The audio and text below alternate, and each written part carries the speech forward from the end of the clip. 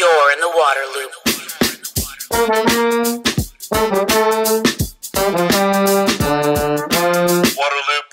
Waterloop. Welcome to Waterloop, the podcast helping water leaders to discover solutions and drive change. I'm the host, Travis Loop. This episode is from a conversation at the Reservoir Center for Water Solutions in Washington, D.C. Science has always been foundational to water management. That tradition continues in 2023 with a staggering breadth and depth of research underway. It's particularly important to gain knowledge about emerging contaminants, impacts of climate change, and water reuse, as discussed in this podcast with Peter Grevatt, CEO of the Water Research Foundation. Peter explains how research can be applied to improve water management, the opportunity for regulators to use research to accelerate solutions, and the science of PFAS. Peter, it is fantastic to sit down and talk to you. Always a good conversation, so looking forward to this. Thanks, Travis. Always a pleasure to be with you. Really want to talk big picture to start about kind of the state of water research as we sit here in 2023. What does that landscape look like? Well, it's incredibly vibrant, it's incredibly exciting, and incredibly important for the communities we serve. It's a time when there are so many challenges that we have to meet, and the only way we're going to get there is to bring in the best science and the latest science to unlock opportunities and address these challenges that communities are facing. The sector always talks about being guided by science, right? And so it's important to get that out, get that research out there, get the science out there, advance that, and let that guide decision making. Absolutely. And the way that we do research at the Water Research Foundation is incorporating all the stakeholders in the process. So the utility subscribers, the engineering consultants, the manufacturers, all come together to help guide the research that we do, and then are available to implement that research. So it's not something that we're doing off on the side and hoping someone will pick up. It's actually, we have those folks who ultimately use it right at the ground floor designing the work that we do. Aside from like the water sector itself, the Water Research Foundation, you talk about this network. So there's universities out there and all these other entities that are filling in and working together at this moment, and that's really kind of grown, would you say? Absolutely. And as I said, that's part of the reason why I say it's so vibrant and exciting right now. Is there's so much opportunity and so many critical issues that folks are facing. And we were talking about in your own community where your utilities had to take on treatment of PFAS at great expense to the customers like yourself. $43 million for the record, yeah. Right, and this is playing out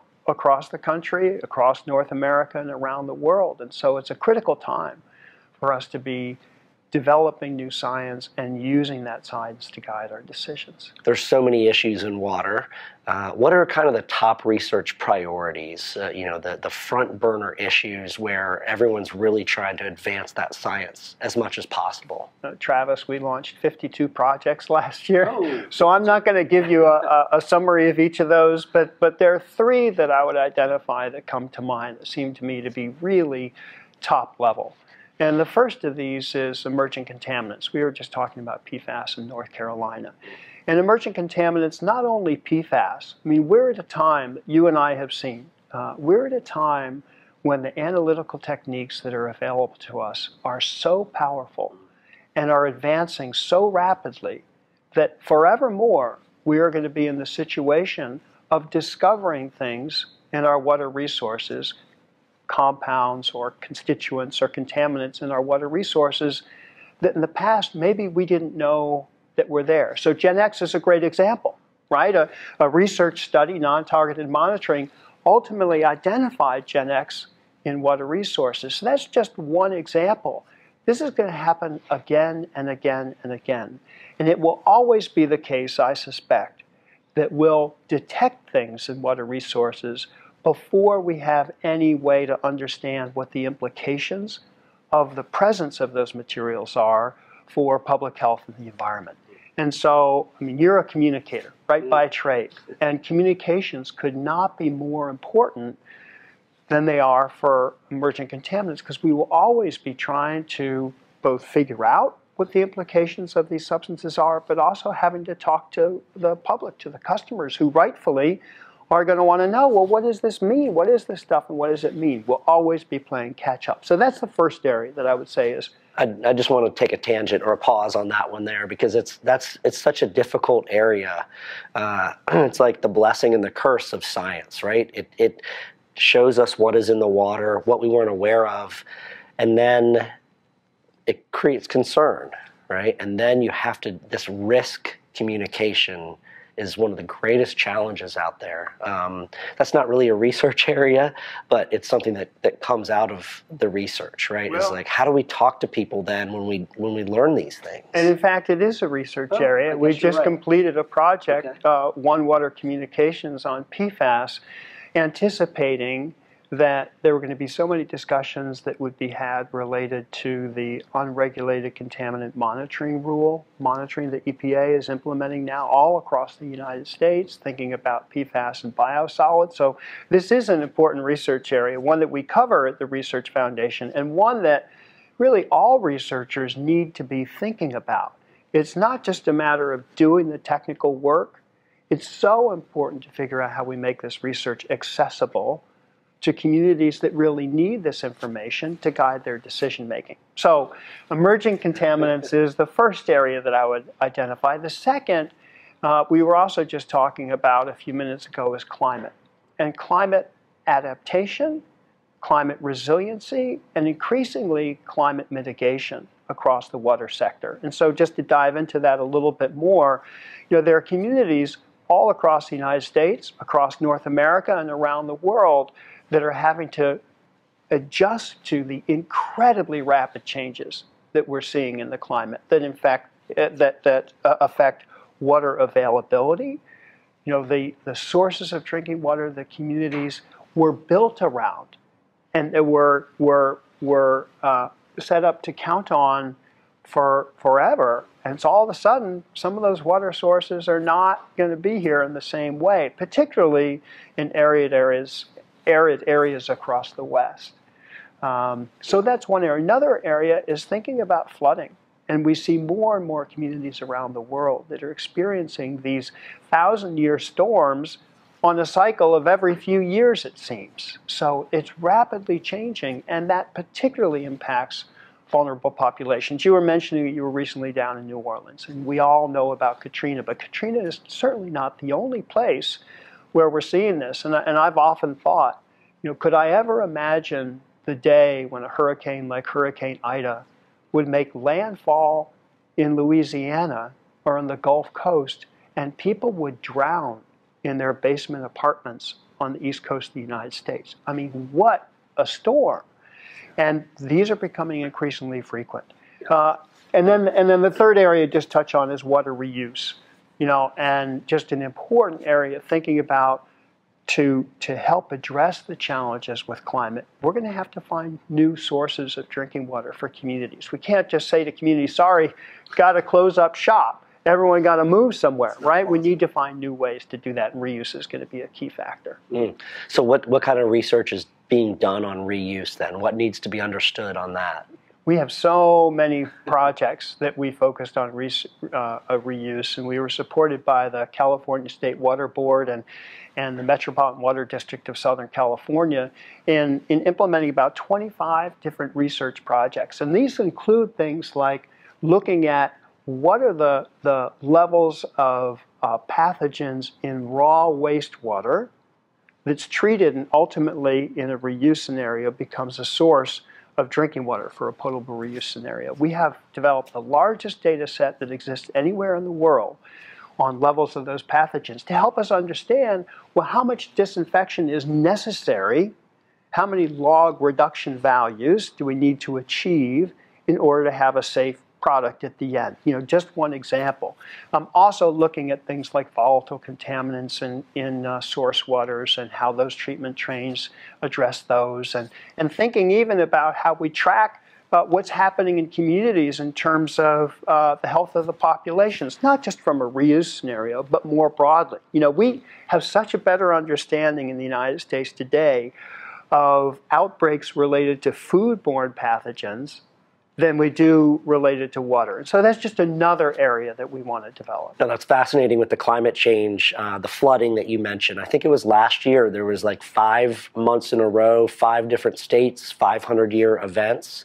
So it's definitely impacting communities. It's not just these coastal storms or the western drought, right? It's different dimensions that are impacting everything. For certain. And it raises another issue around resiliency. So we saw recently in California, who's been in state that's been in long-term drought, this atmospheric river that came right earlier this year, and this incredibly intense rainfall, huge amounts of stormwater, and yet it's very difficult to capture all that stormwater right now to recharge the aquifers and make sure it's going to be available for the long term. Another rich area of research around climate. Great opportunity to capture that water. I mean, that is gold, liquid gold to those communities. Liquid gold, and stormwater can contain a number of constituents that need to be removed. So it's not a simple task. There's a lot to think about how to do this most effectively. So emerging contaminants, climate change, dealing with water scarcity through reuse. These are like macro level issues that are impacting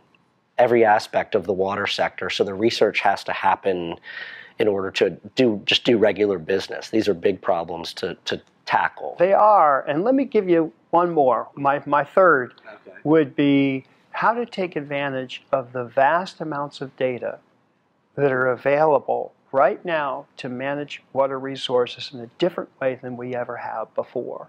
So we're at the cusp of just an explosion of technology for digital tools, artificial intelligence, machine learning, all the conversation that we've had about ChatGPT, and recognizing, Travis, that this is one small example of a sea of technology that is on the way, that is going to transform our society.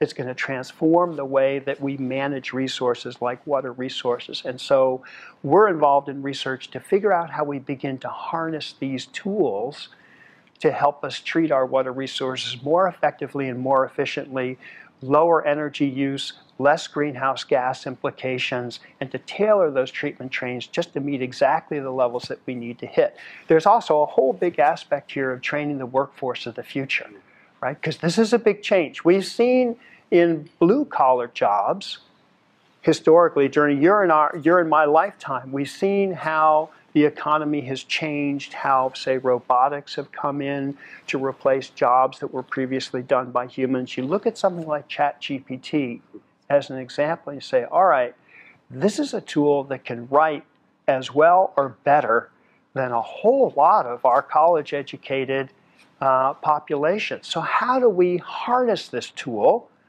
to help us do our jobs better, not to replace workers, but to help us do a better job overall? So this is an important area of research for us as well. It's like the transition from the analog world to the digital world, and then the speed at which all that change is happening is just incredible, and you've got to try to keep up with that somehow. It is stunning, and to think that on the order of 15 years ago is when the iPhone was introduced.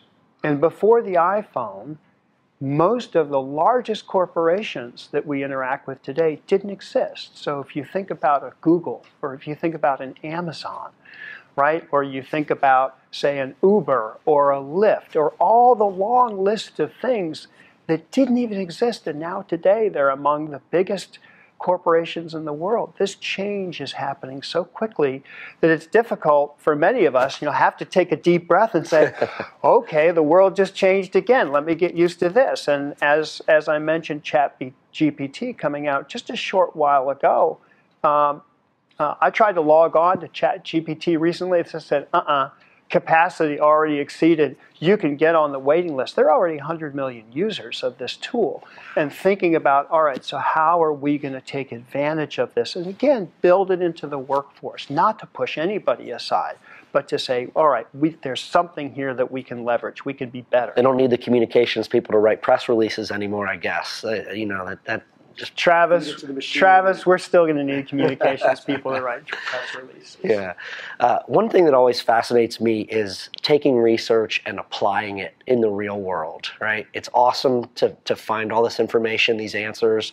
How do you then use it to make things better. Could you talk about that in context of the water sector and just kind of some examples even? Absolutely. And so, as I said, the way that we approach research, which I think is essential, is that we will have the utilities that ultimately might implement the research. We have engineering consultants that might recommend new approaches to utilities. We have academicians. We have regulators.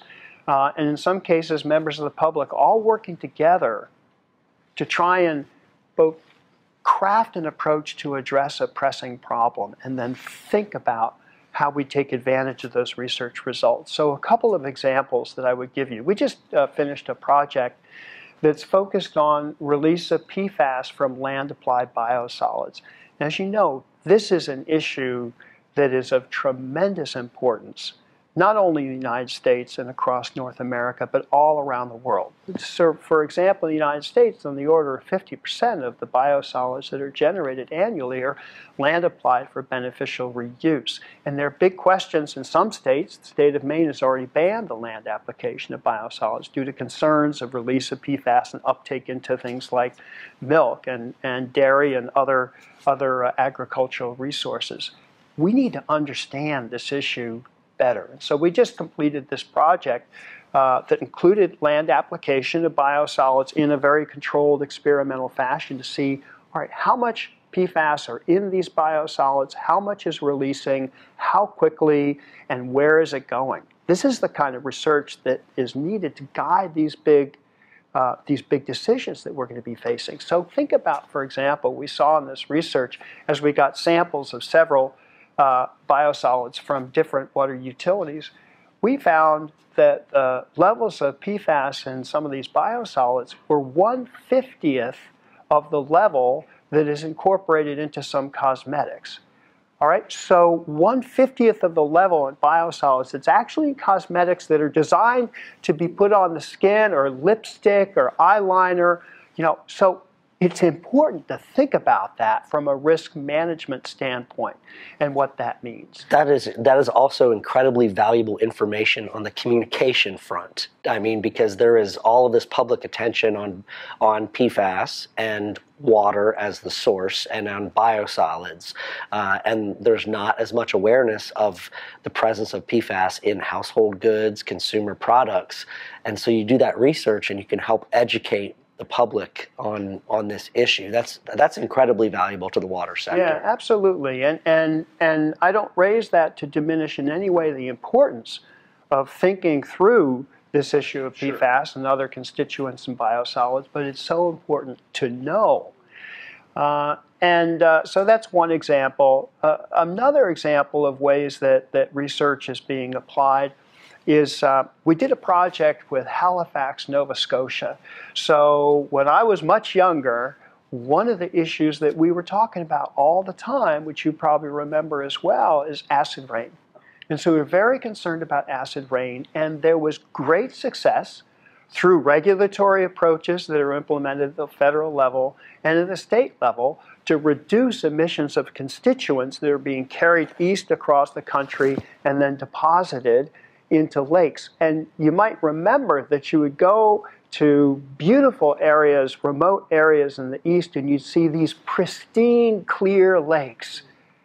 Well, they were pristine and clear because they were acidified, right? And so things that would otherwise grow in those lakes was not growing because the pH was so low. So we solved that problem in large part and created a new one, which is that now some of those lakes that were sources of drinking water, like for Halifax, Nova Scotia, as they started to recover, had all kinds of things growing in them that would be concerns in terms of precursors for disinfection byproducts, for example. So we developed a research project in conjunction with Halifax and Hazen, which is one of the subscribers, consulting engineers that we have, developing a decision support tool for managing lake recovery. As the lakes come back the way we want them to, we have to make sure that our treatment trains are ready to address those challenges. And so that's another example of a really exciting project that we just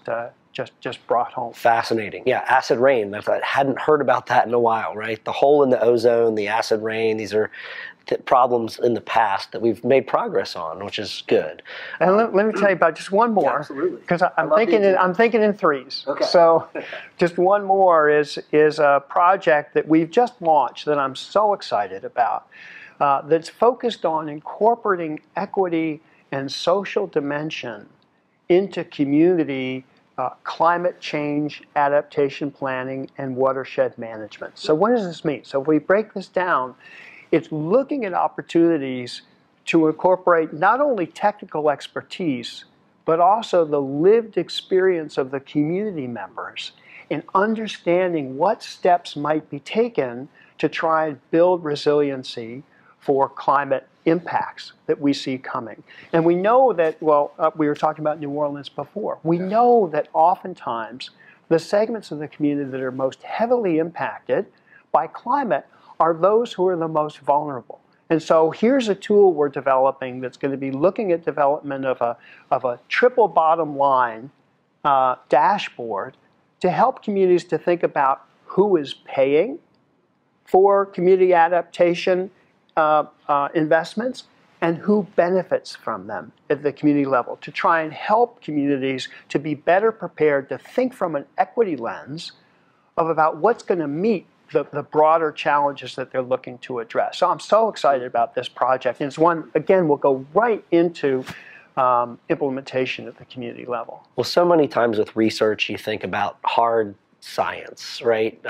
Test tubes and equipment and all this kind of thing. But, you know, you've reminded me a couple times in this conversation, there's a lot of dimensions to science. There's the research around communications or around social aspects and all that. So thank you for keeping me the broader mind there. We used to talk a little bit when we were together at the EPA that my own perspective is when we do outstanding research, and yes, we use test tubes and we use all kinds of equipment at the Water Research Foundation.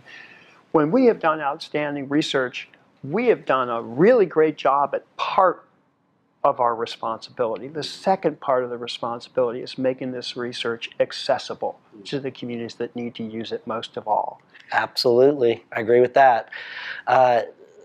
Speaking of impact, what can be done or what needs to be done to take water research to the next level, to make it really impactful and you know, apply it to these key challenges out there? Yeah, so I, of course, have the belief that it already is having great impact. And with some of those examples that we had shared, I think, Travis, one of the opportunities for us to make additional progress is to work towards having regulators have the opportunity to take full advantage of the research that's being developed, both in the federal government but outside the federal government as well, in guiding decisions towards important regulatory actions.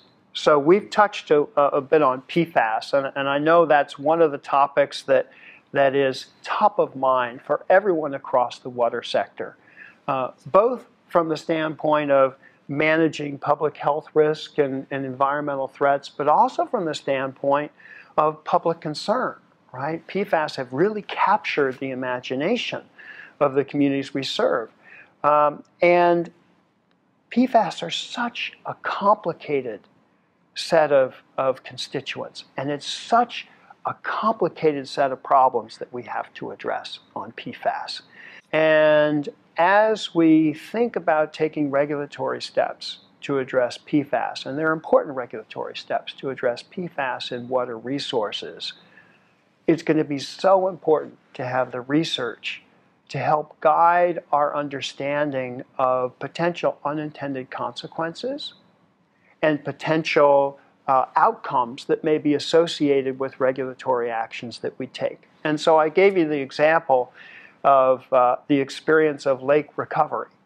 So many people were probably not thinking that when we took the action to reduce emissions in coal-fired power plants in the Midwest, that it was going to have an impact on water treatment utilities in the East who were going to have to make investments to remove disinfection or precursors to disinfection byproducts. That does not in any way argue against the importance and the great success that we can celebrate in making progress on acid rain. But the environment is a complex system. And so if we're thinking about PFAS and we're thinking about things like, say, biosolids, and what should be the right way to manage biosolids. And if we were to decide, for example, more states were to decide, well, we don't want to land apply biosolids anymore, we need to think about where those biosolids are going to go and what the implications are for issues like cost for customers, and also implications around things like, say, if they were to go to landfills, landfill capacity and how do communities plan for that. Or if ultimately PFAS are listed as hazardous substances under CERCLA, and if that has implications for what sorts of landfills biosolids can go to, what's the capacity, say, of a hazardous waste landfill? And who's going to pay for all this? Who's going to pay for it? And one of the sources of materials that our water resource recovery facilities treat often is landfill leachate. And so how much PFAS might come out in the leachate, and none of this, again, is to argue against the importance of addressing these issues in biosolids, but we need to be thinking about all the other parts of the environmental system at the same time. And it's very difficult to do that with the environmental regulations that we have. When I ran the drinking water program at EPA, I was responsible for implementing the Safe Drinking Water Act. I wasn't Letter of the law. Absolutely. Yep. And I took great pride in the opportunity to do that with my fabulous colleagues at EPA and fabulous colleagues at the state and at the states. And I wasn't charged with thinking primarily about, so what might be happening in terms of landfill leachate, in this case, or if we saw biosolids, another thing that some utilities do with their biosolids is they'll incinerate their biosolids. So if biosolids are then going to an incinerator, we need to be thinking about what's the energy implications associated with that, what's the cost implications, what's the carbon footprint associated with that, and what kind of controls do we have on those incinerators to make sure that the PFAS that are in the biosolids are not merely being released from the biosolids, going up in the stack, being deposited back on the ground, flowing into our water resources, being captured ultimately in biosolids. It's like you can imagine a big circle. Sure. So none of this is to argue against the important regulatory steps that we have to consider, but it says our systems are complex. And we are at a new day in environmental regulation where we have to create the space to think about all of these different aspects and try and think, well, how do we value carbon emissions versus PFAS reductions in land application biosolids? It's a very challenging area. I think it's a ripe opportunity for research. And this is what we get to do. These are the questions that we get to ask. And why do I say the climate for research is exciting and is vibrant? Because, wow, what a great opportunity to ask these kinds of questions and help to make the world better and better as we go along. Yeah, despite these big challenges, it's a really exciting time because there's so much attention on water, not from just within the water sector, but from outside. It's kind of like a big moment for water. So it's exciting in that regard. Yeah, and you know very well that I'm a child of the east side of Cleveland, Ohio, right? I grew up where the Cuyahoga River flowed through my city, and I was 7 years old when the Cuyahoga River burned. And we just had a celebration that Administrator Regan at the EPA held on the Cuyahoga River, the 50th anniversary of the Clean Water Act. And to go to that river today and say, my God, in fact, a backdrop when he was speaking, a white egret landed behind him on the river, and it's just like, this is what we have accomplished. And there's so much more opportunity, so much driven by research, and we're going to help to unlock these opportunities to keep making things better and better as we go along. Yeah, well, it's exciting to me to sit down and talk to you. As we've alluded to a couple times, we were at the EPA Office of Water together. I was doing comms. You were running the drinking water and groundwater office. PFAS really emerged, I think, during that time, led to. But it's exciting to sit here this many years later and have you leading the charge on research. Really exciting. So thank you so much. Thank you so much, Travis. Great to be with you. Thanks for listening to this podcast, and thanks to the Reservoir Center for partnering with the Waterloop nonprofit media outlet. To find all episodes, sign up for email updates, and connect on social media, visit waterloop.org. You're in the Waterloop.